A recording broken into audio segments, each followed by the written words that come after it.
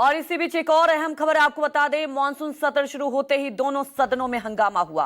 विपक्ष ने ऑपरेशन सिंदूर पर चर्चा की मांग की। विपक्ष का आरोप है कि विपक्ष को बोलने नहीं दिया गया, बोलने से रोका गया। बड़ी खबर आपको बता दें।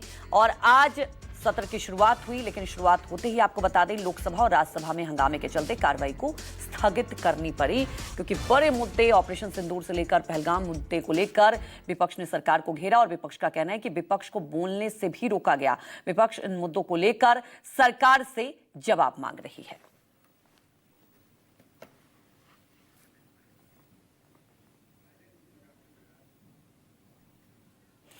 राज्यसभा में ऑपरेशन सिंदूर पर विपक्ष के सवाल। अब पहलगाम के आतंकी ना पकड़े गए, ना मारे गए, सरकार ने हमें कोई जानकारी नहीं दी। ट्रंप युद्ध रुकवाने की बात कह रहे हैं, ये देश के लिए अपमानजनक है। सरकार इस पर सदन में जवाब दे। तो देखिए, मल्लिकार्जुन खड़गे ने इस मुद्दे को लेकर सरकार को घेरा है और पहले भी विपक्ष इस मुद्दे को लेकर सरकार को घेर चुके हैं। इन विषयों पे मुझे विषय प्रश्न नहीं है। ये पहलगाम एंड ऑपरेशन सिंदूर के बारे में आपने जो दुनिया को बताया, हमको बताया, हिंदुस्तान के लोगों को बताया, उसकी बात कर रहा हूं। हमारे को इंफॉर्मेशन तो देना चाहिए। हमारे से तो आपने मदद ली। और दूसरी चीज सर, अमेरिका के राष्ट्रपति ट्रंप 24 बार उन्होंने, बाद में सफाई, 24 बार उन्होंने कहा मेरे इंटरफियरेंस से मैं समझौता किया, तभी ये युद्ध थामा।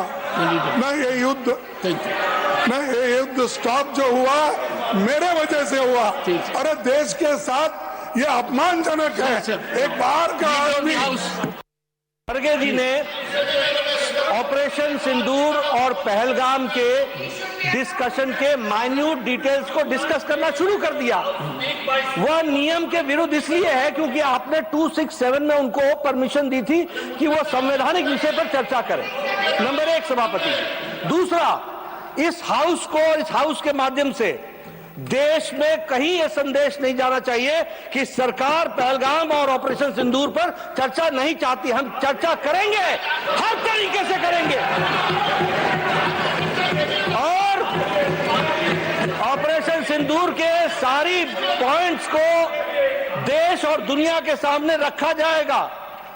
और मैं यह भी बताना चाहता हूं कि आज दिन तक आजादी के बाद इस तरीके का ऑपरेशन नहीं हुआ जो प्रधानमंत्री मोदी जी के नेतृत्व में हुआ है।